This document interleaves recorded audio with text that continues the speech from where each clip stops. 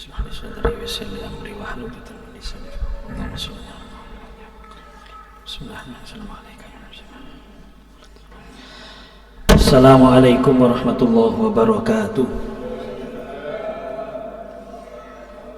Alhamdulillah, wassalatu wassalamu ala rasulillah Sayyidina Muhammad bin Abdillah wa ala alihi wa sahbihi wa man wala. La hawla wa la quwata illa billah.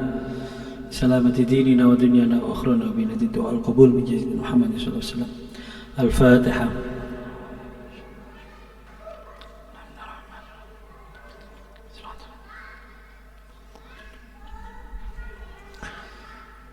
Para bapak, ibu, saudara-saudara jamaah yang saya hormati, wabil khusus para alim, asatid, sesepuh bini sepuh, jajaran takmir yang saya muliakan. Alhamdulillah, syukur pada Allah SWT, salawat serta salam semoga tetap terlimpahkan pada junjungan kita Nabi besar Muhammad SAW. Jamaah rahimakumullah, seperti yang kita ketahui bersama bahwa setiap kita melewati akhir bulan Rajab, kita diingatkan akan sebuah peristiwa besar yang pernah terjadi menurut catatan sejarah di bulan Rajab dalam perjalanan hidup Rasulullah SAW, yaitu peristiwa perjalanan Isra Mi'raj Nabi Muhammad SAW. Saya katakan peristiwa besar, bahkan peristiwa yang luar biasa, yang menakjubkan, karena peristiwa ini diinformasikan oleh Al-Quran. Apapun yang diceritakan oleh Al-Quran, maka itu sebuah peristiwa besar, sebuah peristiwa yang bukan saja kita wajib mengetahui, tapi kita wajib untuk menggali pelajaran, memetik hikmah dari peristiwa yang disampaikan oleh Al-Quran tersebut. Apalagi cara Allah menginformasikan tentang peristiwa Isra Mi'raj Nabi Muhammad SAW ini diawali dengan kalimat tasbih, sebagaimana ayat yang tertulis di belakang saya ini. Ada kalimat tasbih, subhanalladzi asra bi abdihi lailan minal masjidil haram ilal masjidil aqsa, al-ayah. Nah, kata tasbih ini menunjukkan sesuatu yang luar biasa. Bahkan kata tasbih ini hanya milik Allah Subhanahu wa taala. Makanya subhanallah, Allah ini tidak bisa diganti dengan apapun, ya. Dengan makhluk tidak bisa. Itu hanya miliknya Allah, kalimat tasbih itu, yang menunjukkan bahwa peristiwa ini hanya karena kekuasaan Allah. Manusia tidak bisa menjangkau, makhluk tidak bisa menjangkau, sehingga wajar kalau ulama-ulama salaf kita ini mentradisikan, ketika datangnya akhir Rajab, yang memang menurut catatan sejarah peristiwa ini terjadi di akhir Rajab, kita mengadakan peringatan, yaitu peringatan Isra Mi'raj Nabi Muhammad SAW.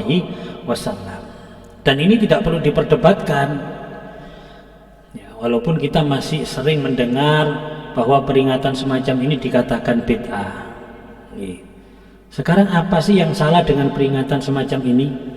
Kita saat ini membicarakan kisah Qur'ani, kita membicarakan peristiwa yang disampaikan oleh Al-Quran dengan gaya yang luar biasa. Subhanalladzi diawali dengan kalimat tasbih. Bahkan kita saat ini bisa disebut sebagai majelis tadabbur Al-Quran, majelis yang merenungkan, mempelajari, mendalami Al-Quran, sehingga sebenarnya tidak perlu diperdebatkan masalah peringatan Isra Mi'raj ini.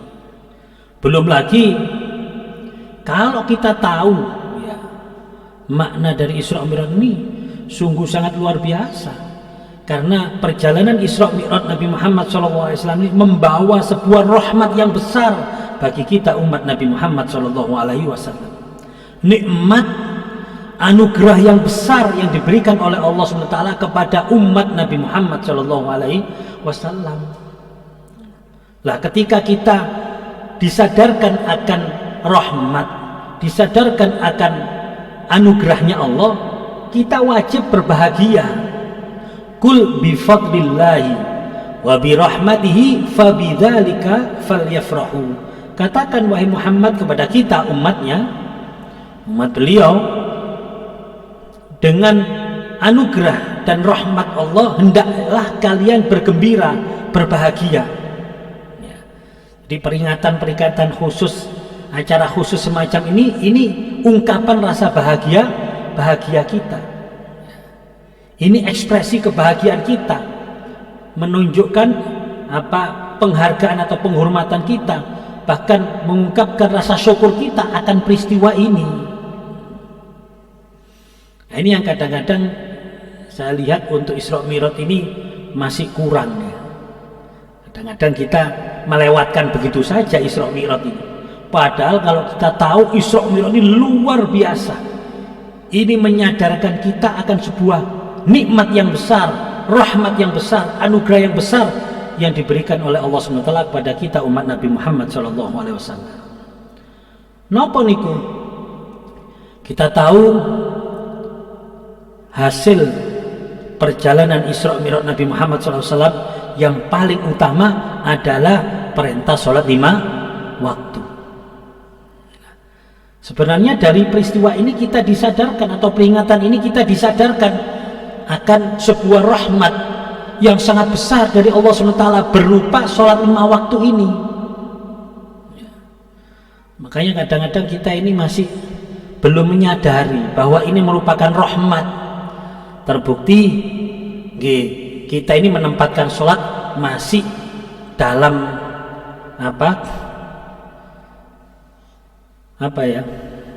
sholat ini seperti beban Mas ya. Bukti ini jenengan mantun sholat lego, nggih Bu nggih, lego mari sholat lho, berarti sholat itu beban. Lu kok iso muni lego, gak iso sholat itu apa sih kok muni lego ini? Ini ketokane sepele tapi ini tidak benar Pak. Artinya kalau kita merasa lego mari sholat, koyo wong nyaur utang, berarti sholatnya adalah beban. Padahal Rasulullah SAW menempatkan sholat ini sebagai sesuatu yang ditunggu-tunggu, sesuatu yang merupakan sebutannya qurratu aini, penghibur hati, kan gitu kan. Rasulullah mengatakan waju'ilat qurratu aini fis shalah. Ya. Jadi kebahagiaanku itu, kesenanganku, hiburanku itu ya waktu sholat itu. Waktu sholatnya ada hiburan. Sampai kalau mendekati waktu sholat itu Rasulullah seperti tidak sabar, seperti dang-dang kepingin dang sholat. Menunggu waktu sholat itu seperti menunggu seorang kekasih yang menunggu bertemu dengan orang yang dicintai. Ono apa sih rasanya Pak? Kati ketemu gendaan rasanya ono apa kira-kira? Rasanya nikmat, asik. Sampai kalau waktu sholat itu masuk, beliau ini cepat-cepat mengingatkan sahabat Bilal, arihni ya Bilal, Bilal cepat-cepat beri aku kebahagiaan, beri aku kesenangan. Dengan adanya sahabat Bilal menunjukkan masuknya waktu sholat, Rasulullah langsung berbunga-bunga. Jadi ketika mendengarkan adzan itu berbinar-binar, berbunga-bunga, hatinya senang. Jadi kan sampun koyo ngoten apa kira-kira? Nggih Bu. Nggih lah, pesi. Kadang koyo beban rasanya. Wah, kadang-kadang krungu adzan asar, lu cepet di moro-moro asar. Sing tas dhuwur, moro-moro asar. Yo cepet wong salate asar niku. Napa salat dhuwur jam 2:30. Wong dhek ini telat gak sadar ngoten lho. Nggih. Salat dhuwur jam 2:30 mesti ae salam terus asar. Nek salate tepat waktu wae nggih mboten krasa, nggih krasane suwe. Nah, berhubung salate akhir waktu cepete ngono. Jare koncone, kon salat mau jam 2:30 kok cepete yo, jadi cepet rek kon. Ya ini karena kita tidak tahu makna sholat itu. Kita ini masih kurang merasakan makna sholat. Makanya penting peringatan Isra Mi'raj ini penting ya, supaya kita di samping hikmah atau banyak sekali pelajaran-pelajaran yang dipetik dari perjalanan Isra Mi'raj, karena Rasulullah menemukan atau menemui banyak peristiwa yang itu semuanya pelajaran ya. Tapi yang paling utama adalah menyadarkan kita, peringatan ini menyadarkan kita akan nilai sholat dalam kehidupan kita umat Islam, sehingga kita inginkan ya hasilnya itu ketika kita sholat gak sampai perasaan ini ayas-ayasan gitu loh Bang. Nek sholat itu gak sampai ayas-ayasan, apalagi sampai yang bahaya itu kalau ketika kita sholat kok merasa berat. Itu kalau hati kita merasa berat dalam sholat ini, kita harus hati-hati itu Ustaz. Apalagi sampai kita merasa apa ya, berarti sholat ambil mencucu, sholat ambil grundel, sholat koyok abot rasanya koyok. Nah, itu bahaya itu. Orang yang sholat dalam hatinya itu ada kusala, ada males, ada enggan, ada ndak seneng, ada merasa terbebani, ada merasa berat. Itu berarti tandanya hati kita itu ada kemunafikan. Hati kita itu ada kemunafikan, unsur-unsur kemunafikan. Ini yang bahaya. Ya, kita berharap setelah kita menyadari ini ya, mungkin sisa usia kita ketika kita sholat dalam kondisi bahagia, ketika kita sholat dalam kondisi senang hati kita, berbunga-bunga hati kita ya. Bahkan semoga sholat ini termasuk salah satu amal yang menjadi hiburan kita. Amin Allahumma amin. Loh, kenapa kok disebut sebuah rahmat besar, nikmat besar? Saat niki lho Pak, napa mboten saged disebut nikmat rahmat besar? Sholat ini ibadah yang sangat sederhana.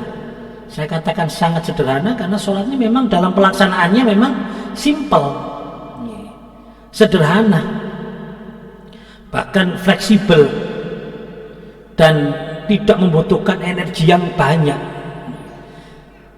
Wonten tiang ditangleti sholat itu abot atau enteng, muni abot itu saya kira tidak objektif itu, karena itu perasaan. Kalau perasaan itu sudah tidak bisa dijadikan ukuran, itu subjektif perasaan itu Pak. Ini kan perasaannya subjektif. Orang kadang merasa sesuatu yang ringan itu jadi berat karena perasaan, sesuatu yang berat jadi ringan karena juga perasaan. Berarti tidak objektif, subjektif itu kalau berdasarkan perasaan. Orang yang mengatakan sholat berat itu karena perasaannya. Saat ini buktinya ketika dia senang terhadap sesuatu, dia tidak merasa berat walaupun itu sesuatu yang berat. Kadung seneng kan, bahasa wonten pribahasa, gunung pun kan kudaki, lautan kan ku seberangi demi gendaan niwa. Bahkan sampai kalau cinta sudah melekat, tai kucing rasa coklat. Sudah tidak ada. Ini objektif tidak, ini subjektif ini sebenarnya. Jadi kalau kita mau objektif, sholat ini tidak sama sekali, tidak berat. Mana yang berat sholat itu? Kalau ada orang mengatakan sholat berat, nyoba sih lagi, lakonono ngadeg kok, bisa sih ngabot. Wong kon yo gak ngeden blas, yo gak kemobios, yo gak mendeli-mendeli, yo gak meyek-meyek, mengge-mengge yo enggak. Yo takbir enak Allahu Akbar, sampai ngantuk-ngantuk yo kelakon sih. Mana yang berat? Ayo kita objektifis, gak usah buka kitab ini disingkrino wis. Ayo kalau kita melihat sholat, mana yang berat? Tidak ada yang berat. Gerakan-gerakan sholat itu tidak ada yang memaksakan diri sehingga kita merasa kesakitan. Tidak ada. Kalaupun ada istilahnya duduk tawarruk, duduk iftiros, sing biasanya tiang-tiang sing kena asam urat ya rada abot nggih. Ini kan sing lungguh-lungguh tawarruk iftiros mbak, lungguh tahiyat awal, tahiyat akhir sing sikile mlengkung-mlengkung ngeten lah. Lek sing kena asam urat, kena kolesterol kan rada abotan ya. Itu pun tidak dipaksakan kok. Itu wilayahnya sunnah. Sebenarnya tahiyat, duduk tahiyat awal, tahiyat akhir, pokoknya sak lungguh-lungguhne saged kok.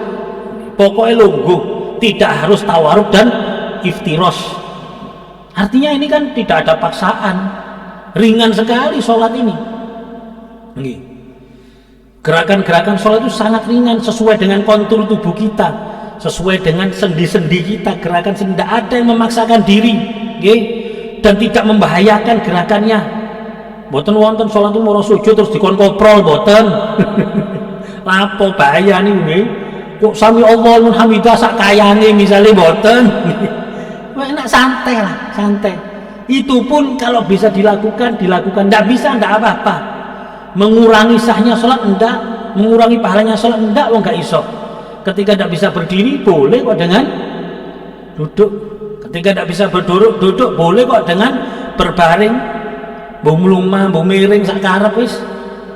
Ketika tidak bisa menggerakkan tubuhnya untuk melakukan gerakan-gerakan sholat, saiso-isone sing diobano sapa ae wis. Bahkan sampai dalam beberapa keterangan hukum fikih, ketika orang hanya bisa berkedip pun boleh kok sholat dengan berkedip, sah pahalanya sama wong isone kedip tok kok anjene. Mulai takbiratul ihram sampai salam ketap-ketip boleh kok. Lah nek gak iso kedip ya ndang dipendem selak mambu. Mati berarti gak iso kedip ya. Mana yang berat? Ayo tunjukkan, orang-orang yang mengatakan sholat benar berat, tunjukkan secara objektif. Agil lakonono si abotan aerobik bu, ya bu nggih. Waduh, nimbang badan kok tubuhnya, berat badannya tidak ideal, lemak terlalu banyak untuk membakar lemak. Waduh, aerobik ini sorong mengge pencolotan, waduh, meyek nggih kemringet gobyos. Bareng wis aerobik ditimbang mudun sak kilo. Marono luwe sarapan sego pecel nek 2 bungkus mundak meneh 2 kilo. Waduh. Torok wis. Dadi mengge-mengge kok gak ono gunane sih rek ngono. Berat ya, lebih berat membakar lemak daripada sholat. Ini objektif ini namanya. Ya, kita tidak usah pakai dalil di sini, kita langsung melihat kasat mata, tidak ada pergerakan atau gerakan-gerakan sholat yang memberatkan tubuh kita, tidak ada. Bahkan dulu kalau tasih imut wonten jenengan insyaallah tasih imut panggih wonten seorang herbalis terkenal sudah almarhum namanya Hembing, Pak Hembing. Kita tasih imut Pak nggih. Hembing dulu ada rubrik Hembing, tanya jawab, ada yang telepon. Dulu masih RRI Bu, TVRI. Pak Hembing, saya ini sakit ini. Subhanallah, Pak Hembing ini Islam juga kan ya. Itu juga pernah menjawab satu pertanyaan dari pemirsa tentang penyakit itu. Terus dia pernah mengatakan, Anda Islam? Iya Islam. Oh, Anda kalau sholatnya bagus sesuai dengan sunnah-sunnah Rasulullah, itu Anda kemungkinan penyakit ini tidak terjadi. Karena dalam sholat itu ada ketika itu semuanya terapi itu sholat itu. Ketika Anda bergerak ruku itu tekan sampai terasa urat di belakang lutut itu ketarik. Nah, itu nanti itu keterangannya Pak Indi, saya tidak tahu, sudah lupa saya. Pokoknya itu bisa memperlancar bagian ini. Terus ketika Anda sujud itu kaki-kaki driji kan, sampean itu menekan itu dalam sekian detik. Makanya tumak nina itu dalam sekian detik itu akan merangsang diterangkan itu waktu itu saya waktu itu masih kecil cuma sudah masih ingat sampai sekarang Pak. Hebat ya ternyata sholat itu ya. Dia artinya gerakan sholat itu ringan, tapi ini ada sebuah penemuan dari ahli kesehatan, ini mengandung terapi-terapi kesehatan yang kalau itu kita sungguh-sungguh sholat ini gerakannya kita laksanakan, insya Allah akan menambah. Ini termasuk terapi kesehatan juga gitu. Walaupun kita tidak boleh sholat itu dalam rangka kok sholatnya sergap saya gitu, ambil terapi kesehatan ya benar asal gitu. Tidak ada usolli nawa itu usolli terapi kesehatan, tidak boleh ya. Nah, ini artinya apa? Sholatnya sebuah amalia yang sederhana, yang mudah dan bermanfaat. Terus dari segi pelaksanaannya sangat fleksibel sholat ini.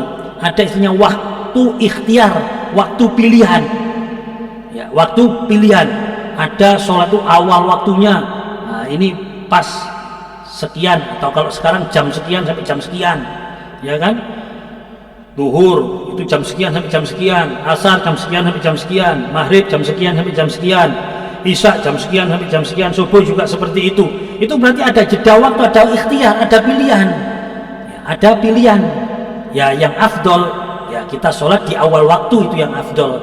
Tapi namanya manusia, kadang ada urusan, ada sesuatu yang sekiranya kita tidak bisa sholat awal waktu, itu diperbolehkan kok, tidak masalah kok. Wong memang ada batasnya itu berarti diperbolehkan. Cuma gampangannya ya ojo langganan akhir waktu gitu aja nih, diusahakan di awal waktu. Ini kan hanya alternatif ketika kita tidak mampu melaksanakan awal waktu, itu saja nih. Dan memang menurut sejarahnya Rasulullah juga pernah sholat di akhir waktu nih. Cuma Rasulullah ya cuma satu kali itu tok, untuk sebagai dasar pengambilan hukum fikih kapan akhir waktu dari sebuah sholat, gitu saja. Nggih, nek kula kali jenengan rada sering ngoten tok mawon niki akhir waktu. Nah, ini fleksibel kan? Fleksibel sekali. Terus juga tidak membutuhkan nopo durasi yang panjang. Sholat ini ringan sekali. Ya, kita sholat cuma berapa sih Pak? 5 kali satu hari, itu yang wajib, yang pasti. Ya. 5 kali kalau dihitung per sholat, pinten jambuk per sholat Bu? Napa? Menitan ya? Pasal kula jam-jaman sampean ya. Menitan kan, kita menitan. Sholat cuma sekian menit, ndak nanti sak jam. Paling 10 menit. Itu 10 menit itu istimewa termasuk itu. Iya kan? Apalagi arek nom-noman coba rek sholat itu. Bapaknya dikatakan, sholat kok cepet, sapal Pak. Loh, ini sholat itu singkat. Kalau katakanlah kita rata-rata 10 menit kali 5 cuma 50 menit, gak nganti sak jam, total tidak sampai satu jam. Berarti kalau di prosentase dalam satu hari 24 jam itu tidak sampai 5% kan Pak G? 24 jam 10%-nya 2,4, 5%-nya 1,2, masih 1 jam lebih, hampir 1 jam seperempat. Ternyata kita sholat cuma 50 menit, gak nanti sak jam, berarti tidak sampai 5%. Oke lah, saya anggap jenengan 5% lah, 1 jam duwe sak sholat sunai sak wiritani, oke. Cuma 5% kan, cuma 5%. Bahasa jenengan gantentai umur sholat itu. 50 menit itu pun tidak harus dilaksanakan langsung, enggak. Pelaksanaannya kan dicicil Pak, 50 menit itu. Iya kan? 10 menit pagi subuh, duhur 10 menit, awan, sore 10 menit asar, surup 10 menit maghrib, bengi 10 menit isya, dicicil. Nggih. Nyicil lalu enteng apa timbang langsung bayar jreng ngoten ya. Nggih Bu nggih. Nggih senengane nyicil sing nggih ngoten. Enak, iya kan? Jadi ringan, cuma 50 menit, katakanlah sak jam seperempat, 5% sak sholat sunai, sak wiritani, cuma 5%. Sehingga kalau di total hidup kita misalnya umur 60 tahun, saya sering menyampaikan ini ya, nah kita supaya apa ya, dalam otak kita itu tertanam sebuah pemahaman, pengertian bahwa sholat ini sebuah amalia yang sederhana, enteng, ringan ya. Kita jangan sampai menjadikan sholat sebagai beban hidup kita ini, karena bahaya kalau sholat ini sebagai beban, akhirnya kita tidak bisa menikmati sholat. Padahal nanti khusyuk ini tidak mungkin muncul kalau orang ini tidak bisa menikmati sholat. Orang kalau sholatnya terbebani Pak, tidak mungkin bisa khusyuk, tidak mungkin, karena dia tidak merasa nyaman. Khusyuk ini kan nikmat ya, khusyuk ini konsentrasi, nikmat. Itu bisa muncul kalau kita senang dalam sholat. Tapi kalau sholat sebagai beban, tidak mungkin khusyuk kita. Tidak mungkin khusyuk. Nah niki kalau umur 60 tahun dihitung-hitung loh Bu, Pak, pinten 5%-nya cuma 3 tahun. Orang umur 60 tahun itu loh di total besok dihisab di yaumil hisab, dihisab umurmu piro ora di donya 60 tahun Gusti. Malaikat tokno catetane salate pirang tahun, salate sekian persen, berapa persen, 5%. Ya Allah, sregep ini 5% ini. Karena kalau salatnya umur 60 ketemu 3 tahun berarti orang ini salatnya jangkep. Mulai umur 0 sampai umur 1 salat. Lahir jam 10 isu zuhur wis salat. Sampai umur 1 gak putus. Salat sunah sak wiritane, jadi bayi wis salat sunah sak wiritane. Rek ono misalnya ada menungso koyo ngene top ini sudah top-topnya menungso iso salat mulai bayi procot sampai umur 1 ndak putus. Itu saya ketemu 3 tahun Pak umur 1 nih. Bayangkan pernah ndak kita ngitung kayak gini? Kalau kita pernah ngitung seperti ini sadar isin rek kula kalian salat itu merasa kabotan. Nih. Oh mesak mono itu. Dan ndak mungkin ada orang yang salat mulai bayi procot, ndak mungkin. Nih, balik salat sregep itu alhamdulillah. Nih. Kadang ngenteni balik yang ketiga baru salatnya sregep. Nih. Kadang ada orang yang baru pensiun baru sregep salat. Nih. Lebih parah lagi, alhamdulillah sajake bapakmu kena stroke saiki gelem salat nih. Iki salat ngenteni kena stroke iki apa iki? Enggak, maksudnya dalam hisab itu loh ya apa kira-kira sing bayi sampai umur 1 salat itu loh sik ketemu 3 tahun lagi ketemune ya apa iki? Kait kena stroke kait salat. Tuh itu pun sama Allah diterima. Saking pemurahnya Allah Subhanahu wa taala. Sangat sedikit. Bandingkan dengan aktivitas kita berupa tidur. Kalau sering membandingkan dengan tidur, karena tidur ini yang paling enak, paling enteng, tapi pasti kita lakukan mulai bayi itu. Menurut penelitian bahwa tidurnya manusia sak jagat nu duduk wong Jawa tok niki diteliti itu ditemukan ya statistik ya pokoknya orang hidup manusia ini rata-rata tidur dalam 1 hari 8 jam. Nah kalau 8 jam kan berarti 1/3 dari 24 jam. Berarti praktis bisa disimpulkan 1/3 hidup manusia untuk tidur. Jadi 60 tahun sing salate gak nganti 3 tahun turune wis 20 tahun 1/3 dari 60. Ayo. Sehingga orang-orang yang mengatakan salat itu abot jare malaikat abotan ketekmu timbang salatmu. Wong ketekmu 20 tahun kok. Iku durung ngilermu iku. Jadi mentah semua besok itu hujah-hujah orang yang merasa berat dalam sholat itu mentah semuanya. Wis ndak masuk secara objektif kasat mata itu ndak masuk. Mana sih yang memberatkan sholat itu? Ndak. Loh, apalagi kalau kita dalam kondisi yang tidak seperti biasa ya, dalam kondisi yang di luar kebiasaan kita seperti kita bepergian, tambah sholat itu sudah mendapatkan banyak rukhsah, dispensasi banyak. Ketika kita bepergian ada istilahnya sholat jamak takhir atau jamak takdim. Jamak itu digabung ya, bisa di waktu awal namanya jamak takdim atau waktu yang kedua namanya jamak takhir, sehingga praktis sudah tidak perlu repot-repot.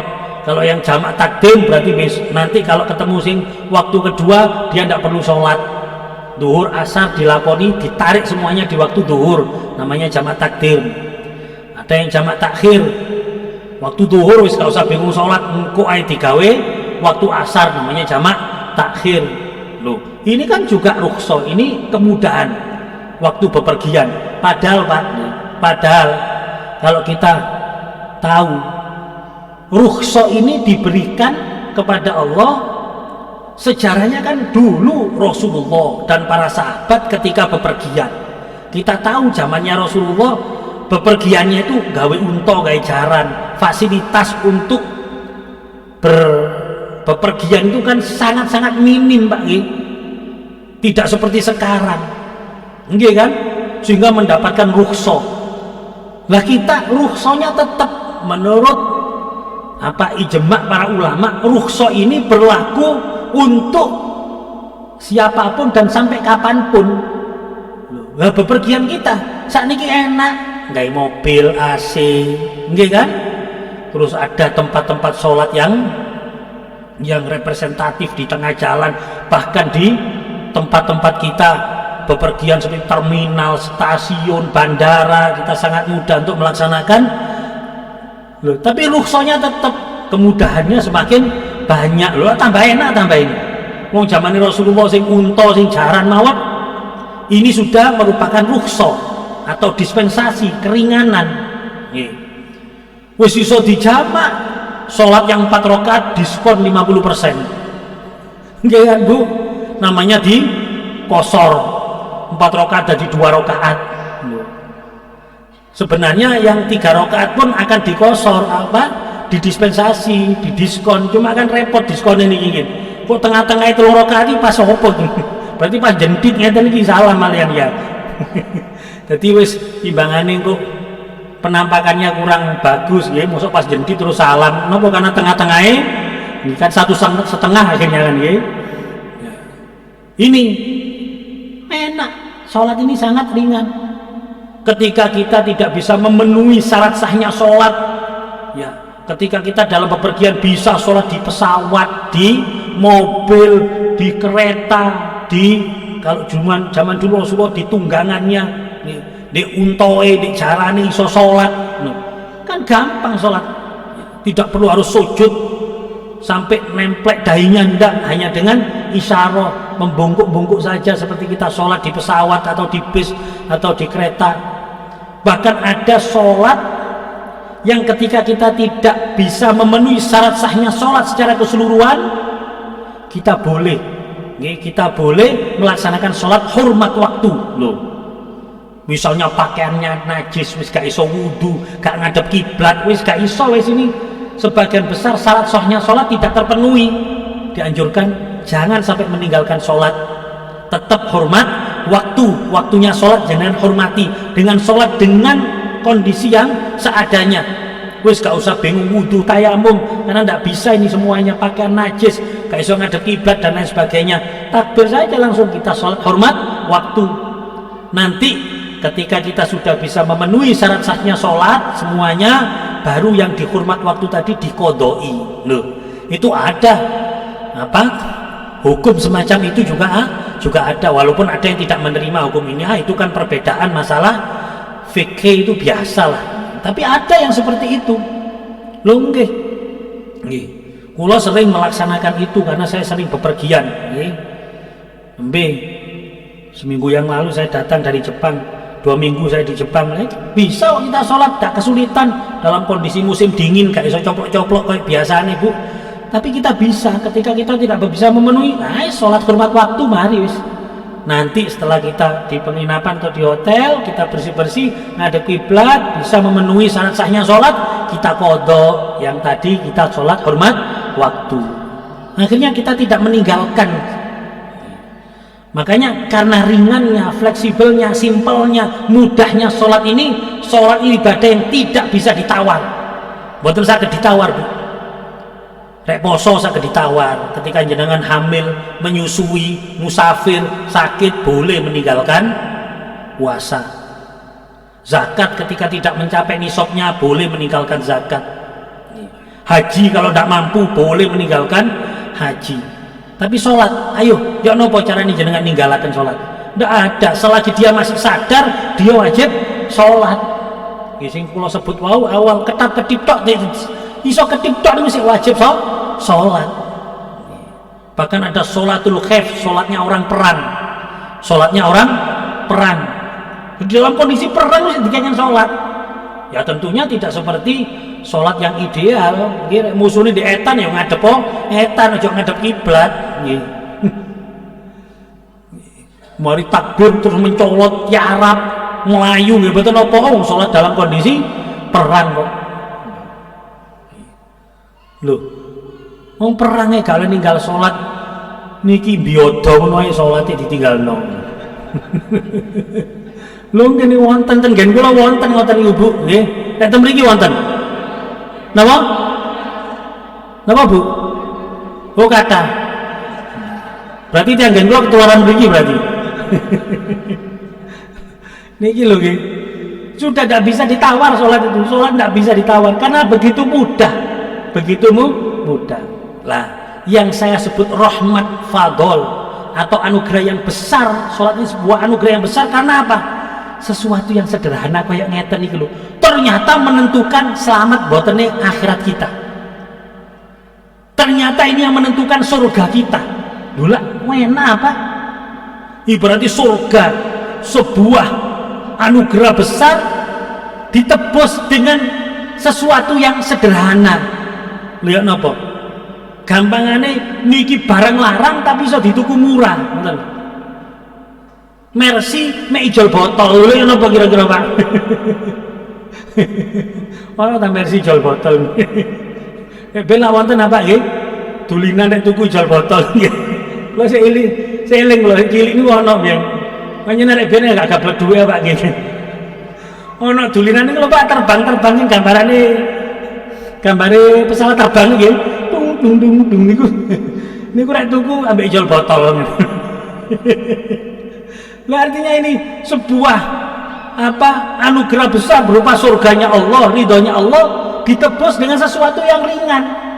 Lu masa kalau kalian mboten sadar niki. Niki kita sadar ya Allah, cak apike Gusti Allah. Ya Allah, salat iki nikmatnya luar biasa. Sampai dikatakan salat ini menentukan juga nilai dari amal-amal kita yang lain. Rasulullah SAW bersabda, awwalu ma yuhasabu bihil abdu yaumal qiyamah as-shalah. Sampai sak monten. Yang pertama kali dihisab oleh Allah adalah salatnya. Salatnya. Loh kan alhamdulillah Pak, sing pertama kali dihisab oleh Gusti Allah amalia yang ringan, yang tadi kita sebut ringan, fleksibel, simple, sederhana, ringan. Loh niki yang pertama kali dihisab. Dan bukan itu saja, akan menentukan nasib kita. Idza saluhat faqad aflah wa idza fasadat khaba wa khasira. Kalau salat kita dinilai baik oleh Allah, maka pasti kita selamat, pasti surga besok di akhirat. Kalau salat kita dinilai baik. Tapi konsekuensinya kalau salat kita tidak baik, salat kita dinilai kurang baik oleh Allah, ya pasti khaba wa khasira, celaka dan merugi. Bahkan di riwayat yang lain menentukan nilai ibadah kita yang lain. Fa idza sholahat sholaha sairu amali. Kalau sholat kita baik, maka amal kita yang lain semuanya punya nilai baik juga, dinilai baik oleh Allah. Sebaliknya wa idza fasadat fasada sairu amali. Kalau sholat kita jelek, sholat kita tidak baik, maka amal kita yang lain juga dinilai tidak baik. Maka kalau kita paham semacam ini, ya Allah, Isra Mi'raj ini harusnya kita peringati dengan farah, kita peringati dengan rasa bahagia. Fal yafrahu, kita harus bahagia karena kita diingatkan akan fadlnya Allah, diingatkan akan anugerahnya Allah, rahmatnya Allah berupa diturunkannya sholat 5 waktu, dan diharapkan dengan kesadaran kita akan sholat ini sebagai rahmat, sebagai fadl. Nggih kula kali jenengan sak mantun niki rek sholat dalam kondisi bahagia, seneng. Kita dalam sholat ini kita merasa bahagia, seneng. Jangan sampai sholat ini menjadi beban hidup kita. Tapi semoga seperti yang disampaikan oleh Rasulullah, sholat ini menjadi penghibur hati kita, sholat ini menjadi hiburan hati kita. Makanya sholat itu untuk zikir, untuk zikir. Sholat itu lidzikri, untuk zikir. Lah zikir niku tatmainul qulub, menjadikan orang ini tenang, menjadikan orang ini bahagia. Lah niku napa kok sholat tapi kok stres? Sholat atau hidupnya depresi ya? Karena sholat menjadi bebannya, sehingga tambah sumpek. Karena menjadi beban. Ayo lagi sholat ini kita jadikan sebagai amalia yang membahagiakan, menyenangkan hati kita. Nggih, kalau kita sadar akan fungsi sholat dalam kehidupan dunia dan akhirat kita. Ini masih baru satu fungsi, tapi yang lain banyak. Inna sholata tanha 'anil fahsya'i wal munkar wasta'inu bis sabri was sholat, dan banyak lagi fungsi-fungsi sholat. Ya, paling tidak juga kalau kita tahu bagaimana sholat ini menentukan apa nasib kita dunia akhirat kita, menentukan nilai dari amal ibadah kita yang lain, maka dari sini diharapkan kita semakin semangat untuk menjaga bahkan meningkatkan kualitas sholat kita. Kenapa? Karena dalam Al-Quran juga diingatkan kita bahwa ada orang yang sholat tapi sholatnya tidak membawa pada kebaikan. Fawailul lil musallin. Nah itu neraka karena ini ada beberapa ahli tafsir mengatakan ini adalah nama wadi yang ada di neraka jahanam, nama lembah di neraka. Juga diartikan celakalah, fawailun lil musallin, celakalah orang-orang yang sholat sangat celaka. Ini menunjukkan bahwa ada orang